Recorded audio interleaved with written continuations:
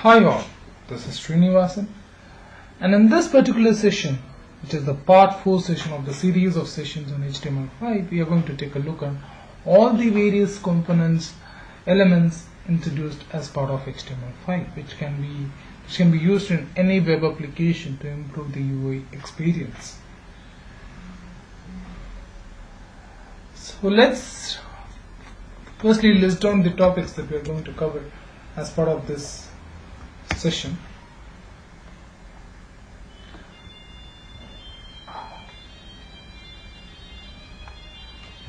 The first topic that we are going to cover is the data list, details, figure, mark, output, and progress. These are the various set of elements introduced as part of HTML5 that we are going to take a look at in depth. So let's start exploring each one of them through examples.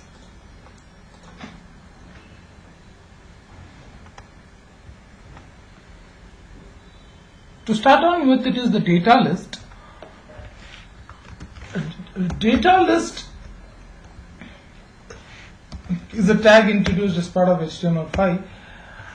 This supplies information to any of the input elements to supply it as an autocomplete feature.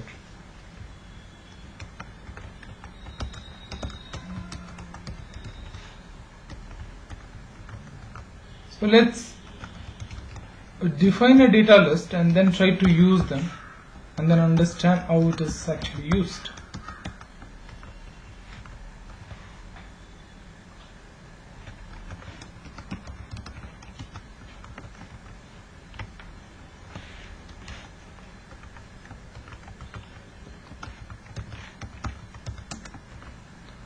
We define an ID for this data list so that it can be used in any of the input components.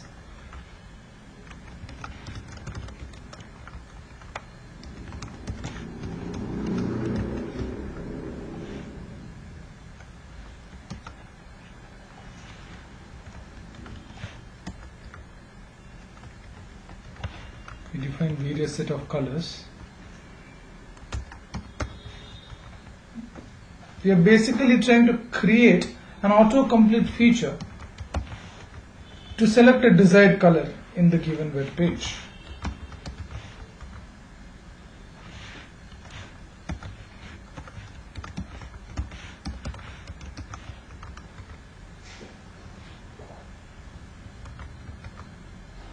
So now we will try to use this particular data list as an input component for our input element.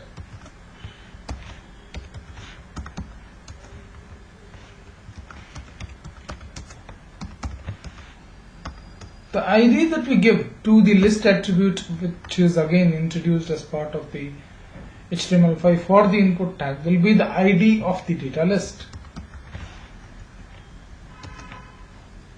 So once you do the same, you can execute the program. You can execute the program as of now in the Chrome browser because Firefox does not support all the features of HTML5. It is not a full-fledged browser supporting HTML5 features. So as of now, you can go with the Google Chrome.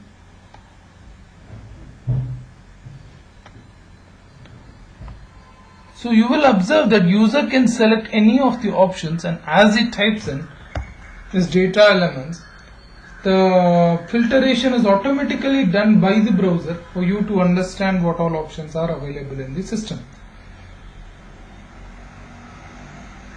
So this is one of the features that is introduced as part of HTML5.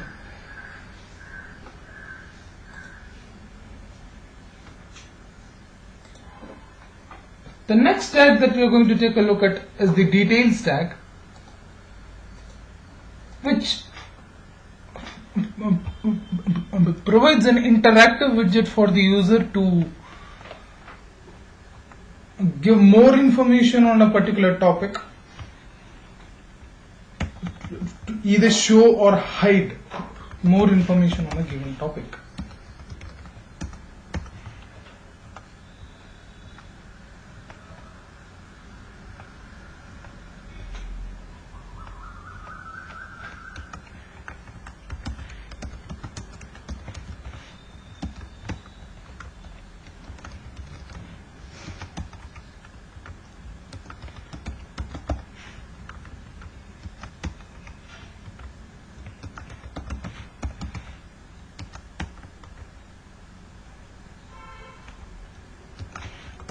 Summary has to be the first child of the detailed stack, and it gives a brief overview on the topic that can be used for expansion, or that is either to show or to hide further details about the text.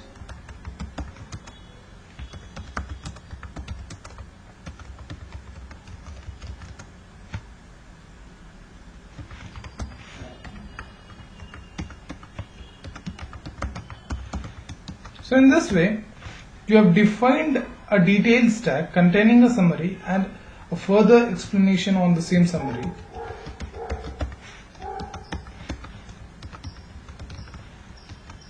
When you try to run the same example on Chrome, you will see the effect.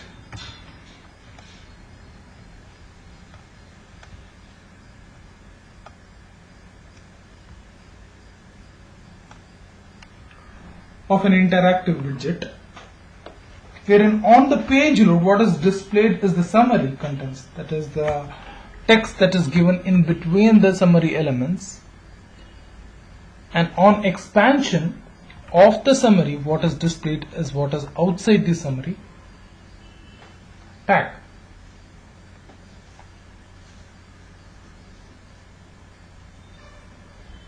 Observe that the summary tag has to be the very first child of your detailed stack. So in the next session, or in the next topic, we are going to take a look at the figure tag offered by HTML5.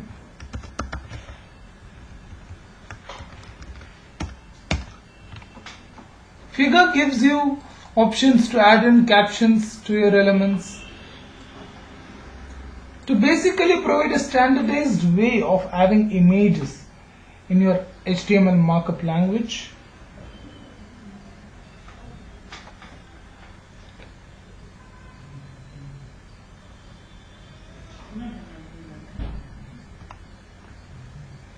So the figure tag can be used to mark up any image and provide a standardized way to represent images in your HTML document.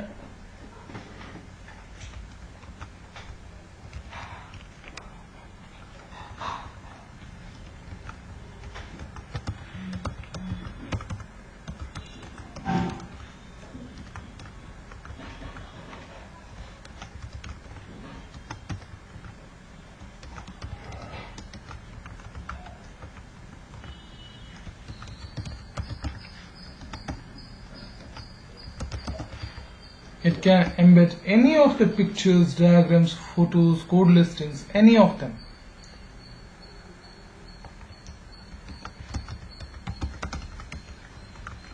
You give a figure caption to it, to any of the images,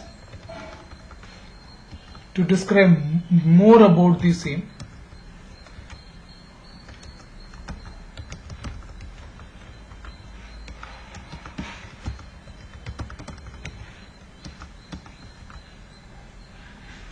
And then I have an image in my art disk. I am using the same.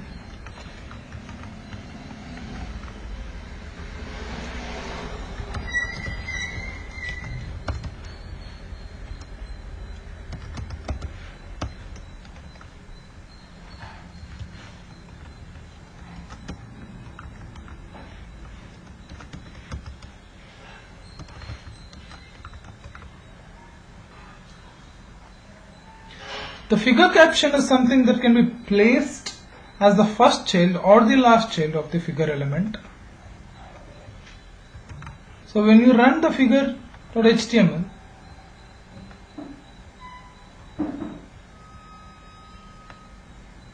you will observe that my image is displayed along with my figure caption at the top of the image.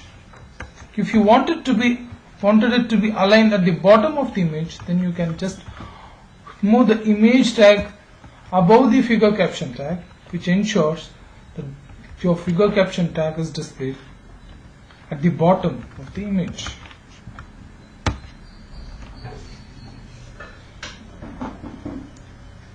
This is some information on the figure tag.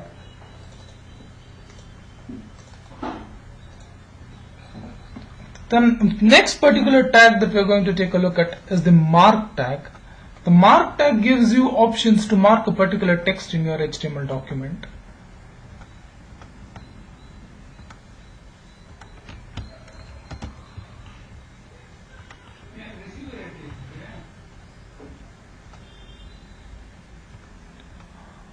The mark tag gives you options to highlight a particular text to mark it specifically in a particular paragraph or in a sequence of text.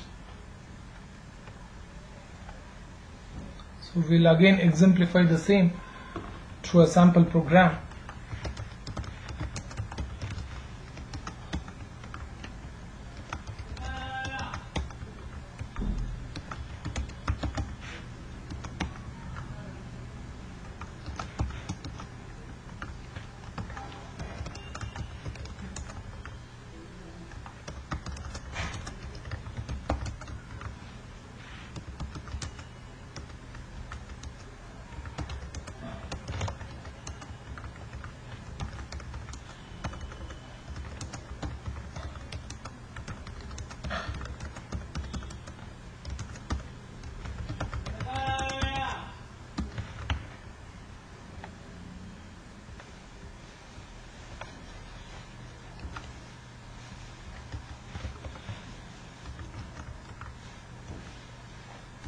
Then you use the mark tag to mark a specific content which is within your paragraph tag.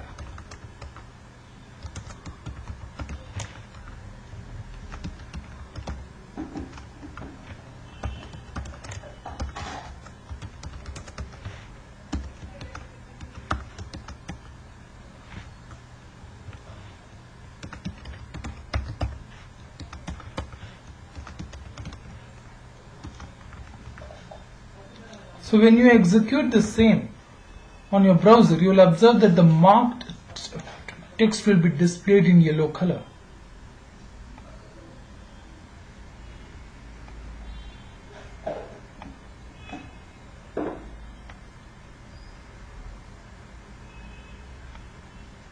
To highlight in this particular text within your entire paragraph. So mark is again a very useful element that is introduced as part of HTML5.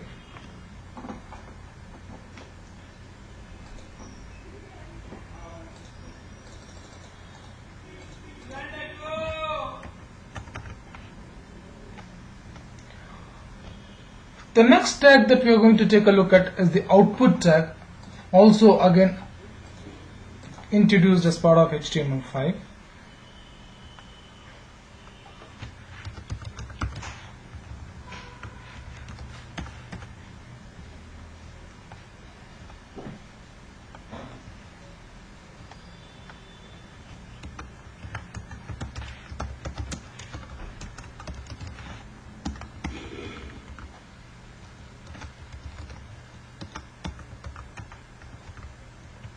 Output tag is something that is used to display the calculations of your input fields depending upon the JavaScript assignment. So we have a form containing two elements. It should contain two elements for addition.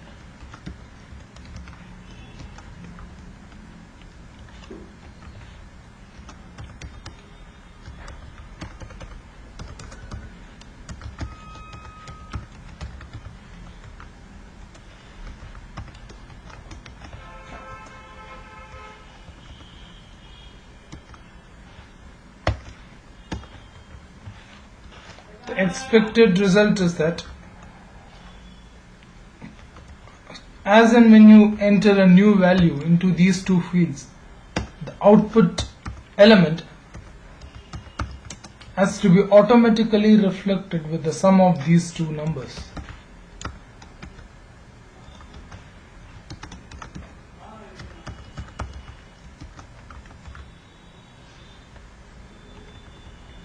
So to achieve the same, we will use the onInput attribute of the form tag again introduced as part of the HTML5, and I have a script, JavaScript over there, which assigns the value of the addition of two elements into my third element.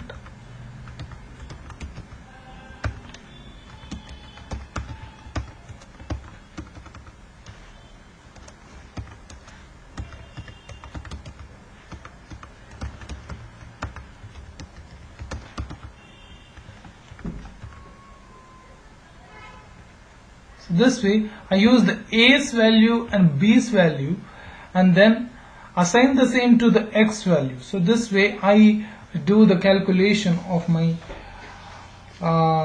two numbers and assign it to the output tag.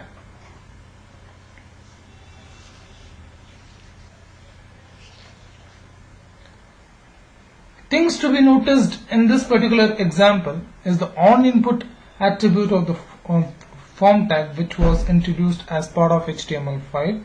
This is very similar to onChangeEvent, the only difference being that onInput is immediately fired as and when the user has inputted a value, whereas in comparison with the onChange occurs when you lose the focus on a particular element, or when you tab out of a particular element. And the second feature to be noticed down is the type is equal to number. This is again introduced as part of HTML5. When you give the type as number, the form displays you an error saying that in case you enter a text in the place of a number, the form displays an error saying that it is not a expected value. In fact, it doesn't say that, it marks your field with a red boundary. It is the expected behavior by giving type is equal to number.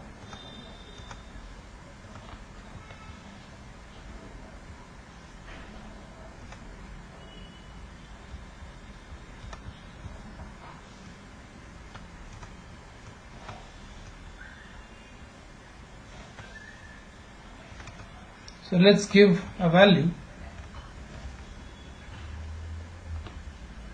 So as and when I input any field, you will observe that the calculation automatically is done by the onInput attribute. So this is what happens when you use the onInput attribute of the form tag.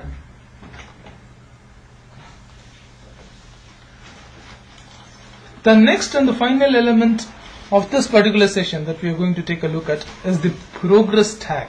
The progress tag enables you to display information such as the statistics of a particular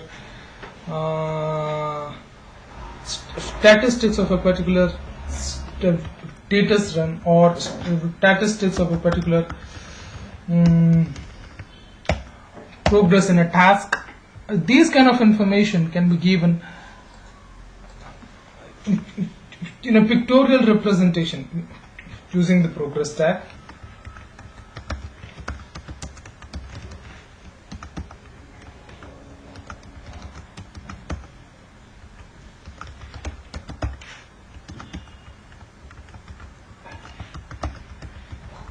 So you use the progress tag, you specify the default value that has to be highlighted in your scholar.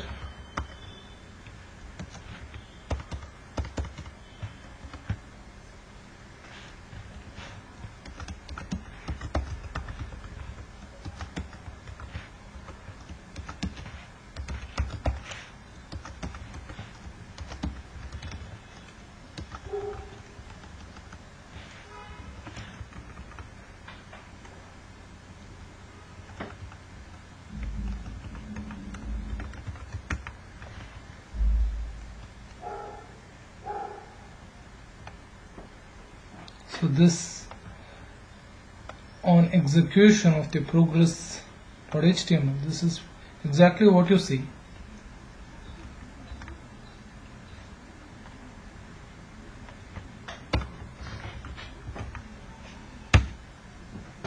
On execution of the page.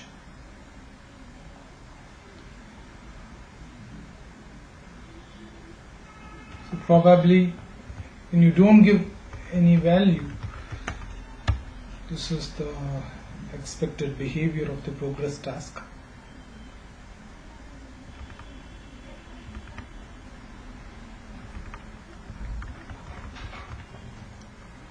So in the upcoming sessions, in this particular session we have explored various features and elements and components offered by HTML5. In the upcoming session we'll go in depth on how to